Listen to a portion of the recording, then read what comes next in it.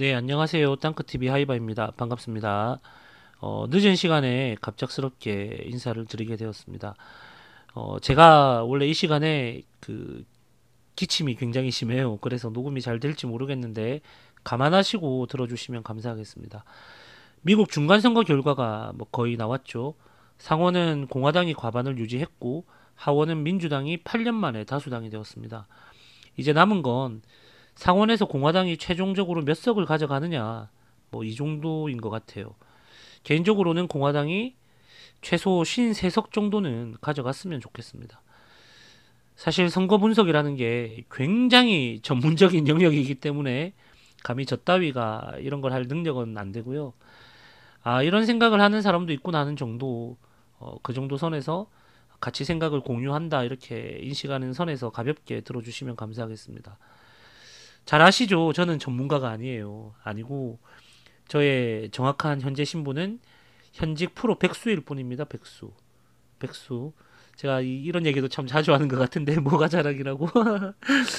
아, 먼저 결론부터 보자면 이번 중간 선거는 공화당의 승리입니다.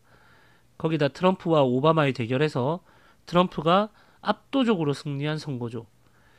뭐 여기저기 뭐 여러 지역구 그리고 주지사 선거 이런 데서 트럼프와 오바마가 대리전을 펼쳤거든요. 근데 트럼프가 다 이겼습니다. 오바마는 어마어마한 내상을 입었을 거예요. 그리고 굉장한 추태를 남겼죠. 전직 대통령이 선거에 관여했다라는 추태만 남기고 엄청난 상처를 받았을 겁니다. 아주 통쾌합니다. 아무래도 우리 입장에서는 중간 선거 결과, 특히 하원 선거 결과로 인해서 대북 정책에 어떤 변화가 있을까? 이것이 이제 뭐 주된 관심사일 수밖에 없는데 큰 변화가 없을 것 같습니다. 근데 만약에 변화가 있다면 대단히 강경한 입장으로 돌변하지 않을까 이렇게 생각합니다. 일단은 대북 정책에 관해서는 공화당과 민주당의 입장이 일치하고 있어요. 어떤 면에서는 민주당이 훨씬 더 강경하죠.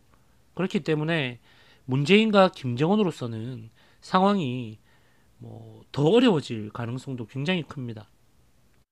더욱이 한 가지 문제가 본격적으로 대두될 가능성이 높아요.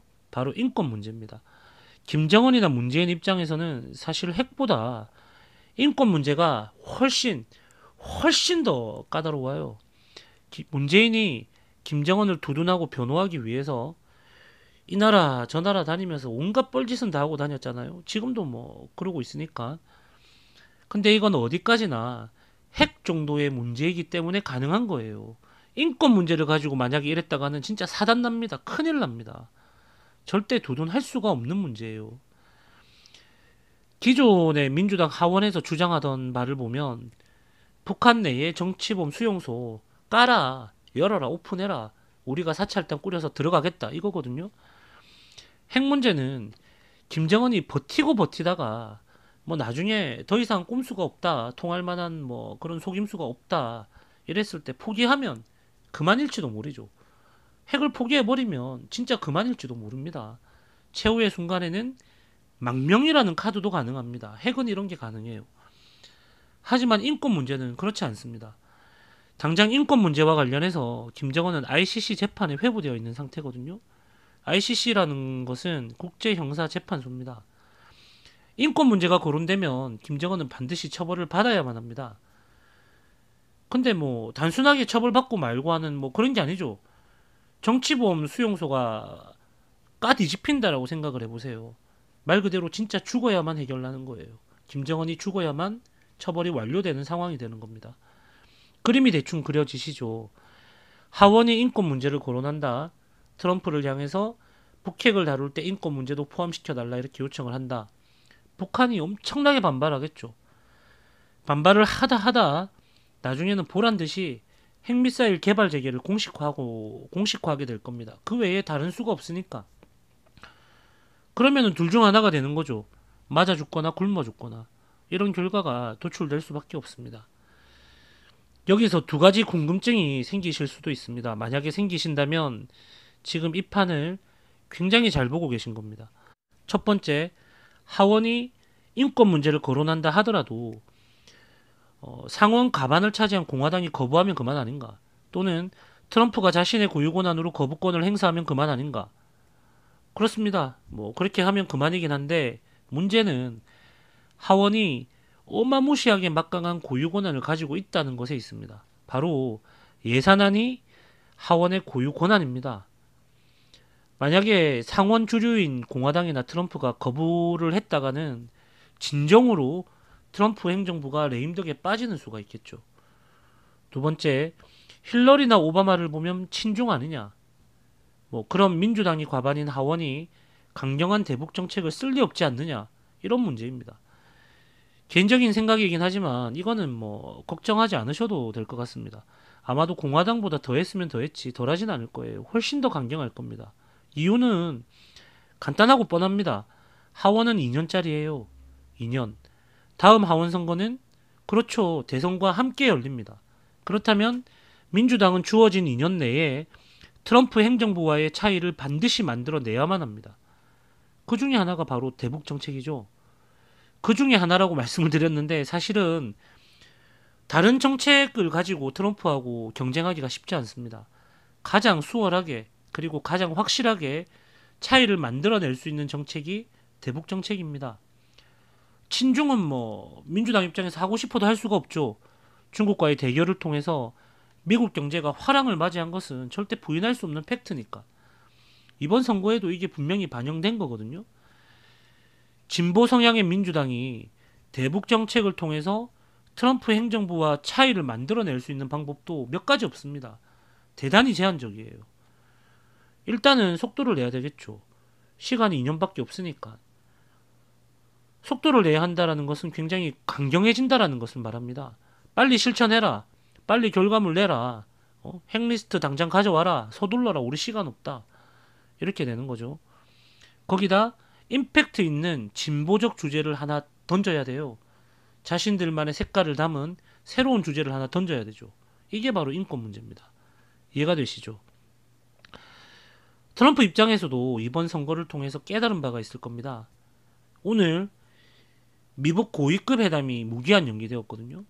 무관하지 않다고 생각합니다. 좀 더 지켜봐야 하겠지만 제가 생각하기엔 김정은과 문재인 그리고 시진핑까지 더해서 이 작자들의 꼼수를 실체적으로 확인한 선거가 아니었을까. 트럼프가 눈치만 채고 있다가 아 역시 그렇구나 이렇게 실체적으로 확인한 선거가 아니었을까 하는 생각을 하고 있습니다. 쉽게 말씀드리면 이 작자들이 트럼프에게 장단 맞춰주는 척하면서 뒤통수를 친 거죠.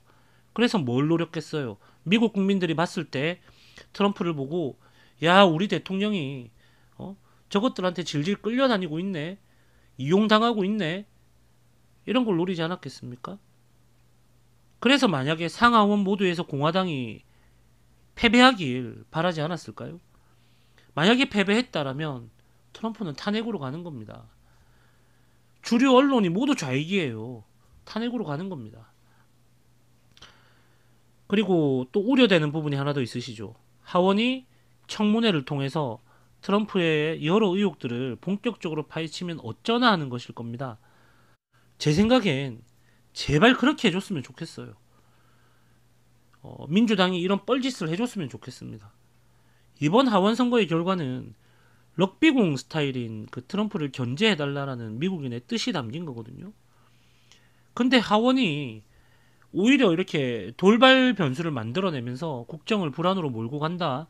당연히 트럼프 재선에 도움이 되는 겁니다. 그리고 뭐 대부분의 의혹들이 이미 다 밝혀져 있잖아요. 핵심 중에 핵심인 러시아 스캔들과 관련된 불법 도청권은 어느새 트럼프 손에 들려있는 절대 무기가 되어 있습니다. 단두대 같은 그런 게 되어 있는 거예요. 여기에 힐러리 모가지, 오바마 모가지, 민주당의 뭐 이런저런 사람들의 모가지가 주렁주렁 걸려있는 상태예요. 트럼프가 잡고 있는 줄을 놓으면은 전부 다 댕강댕강 다 잘려나갈 판국입니다. 민주당이 뭐 이걸 모를 리가 없겠죠. 만약에 트럼프가 국익을 등한시했다라면 진작에 모두 공개해서 민주당은 벌써 아작이 나고도 남았을 겁니다. 이번 선거도 민주당 진짜 처참한 결과를 봤을 거예요. 민주당은 최대한 자제할 수밖에 없습니다. 작정하고 만약에 두들기다가 한치라도 실수해서 어긋나면 수렁에 빠지는 거예요. 대선은 물 건너가는 겁니다. 무모한 모험은 하지 않을 거라고 생각합니다. 서두에 제가 언급을 드렸다시피 개인적으로 공화당의 승리라고 생각을 합니다만 또 하나의 승자가 있죠. 바로 우리입니다. 지금까지 제가 계속해서 설명을 드렸으니까 충분히 이해가 되셨으리라고 생각을 합니다. 우리 국내 상황은 강경한 대북 정책 하나로 상당 부분 해소될 수가 있어요. 뿐만 아니라 주한미군 주둔을 포함한 한미동맹과 관련해서도 민주당의 도움을 받을 수 있습니다. 트럼프에 극렬히 반대하는 민주당의 성향상 트럼프가 만약에 전략적으로라도 한반도에서 발을 빼려고 한다라면 민주당이 가만히 있겠어요. 일단 딴지부터 걸고 보겠죠. 그리고 미국 내 여론에 굉장히 민감한 것이 민주당이죠. 다시 말씀드리지만 민주당은 하원 임기인 2년 내에 트럼프의 재선을 막을 만한 차이를 반드시 만들어내야 하거든요. 근데 지난달 초에 미국에서 굉장히 유의미한 여론조사가 하나 있었습니다. 몇 가지를 보면 북한이 한국을 공격할 경우 미국이 한국을 방어해야 한다라는 여론이 64%, 미국에서 미국인 자국민을 대상으로 실시한 여론조사입니다. 주한미군 주둔에 찬성하는 여론이 74%, 북한이 핵을 폐기할 경우 미북 수교에 찬성하는 여론이 77%. 이거는 무시해도 되겠죠. 인권 문제가 더해지면 비핵화는 물 건너가니까요. 그리고 인권 문제가 없다 하더라도 비핵화는 절대 달성될 수 없습니다. 여기에 관해서는 지금 제가 나중에 그 이슈톡에서 다루기 위해서 준비를 하고 있으니까 차후에 꼼꼼하게 설명을 드리겠습니다. 아무튼 민주당이 이런 여론을 무시할 수 없어요. 조금 더 보자면 미국인 절반이 북한을 적국으로 인식하고 있습니다. 유권자의 인식은 쉽게 변하지 않는다라는 아주 유명한 관련 보도도 있었죠. 또한 미국인의 절반 이상이 트럼프의 대북 정책을 지지하고 있습니다. 동시에 북한은 핵을 포기하지 않을 거라는 여론도 절반이 넘어요. 특히 6월 싱가포르 회담을 두고는 무려 72%의 미국인이 미북 정상회담을 지지했는데요. 정작 비핵화가 실현될 거라는 기대는 20%밖에 되지 않았습니다. 답이 나오잖아요. 민주당 입장에서는 최소한 트럼프보다는 훨씬 더 강경해야만 되는 겁니다. 이번 하원 패배의 원인을 생각해 봤는데요. 다시 말씀드리지만 저는 전문가가 아닙니다.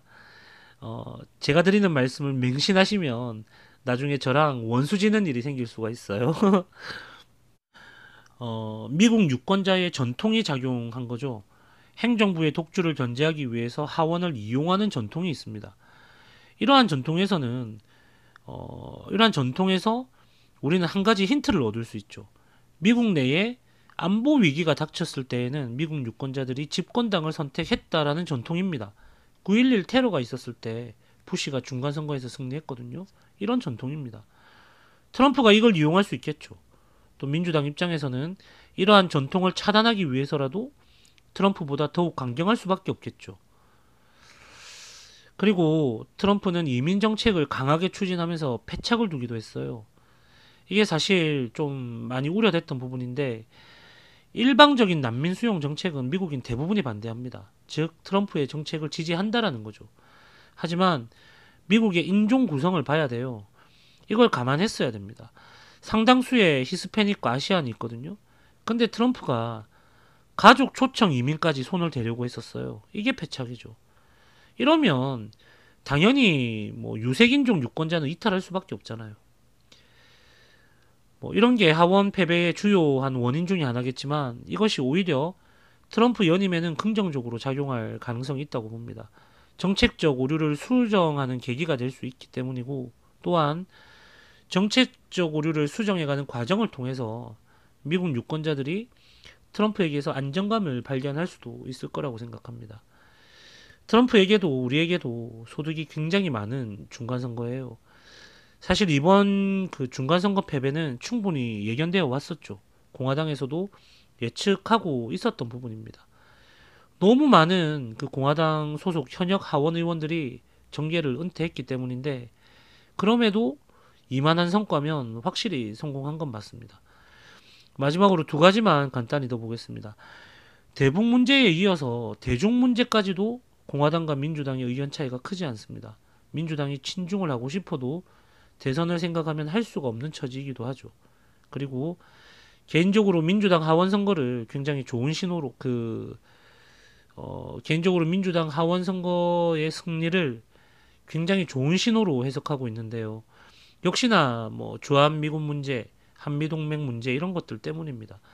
트럼프를 응원하다가도 항상 마지막 부분에서 뭔가 답답한 것이 뭐 솔직히 이런 것들 아닙니까? 근데 이제 이거는 확실하게 케어가 될 것입니다. 미국에서의 민주당 인기는 8년 만에 하원 승리만큼 그렇게 높거나 대단하지 않습니다. 현지 사정을 아시는 분들이라면은 전부 다 여기에 공감하실 거예요.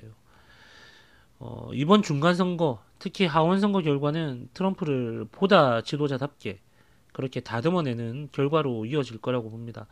사실 지금도 뭐 만족스러운 트럼프지만 민주당이 트럼프의 연임을 막기 위해서 필사의 노력을 다할 게 뻔한 만큼 트럼프가 더욱더 완벽해져야 하지 않겠습니까?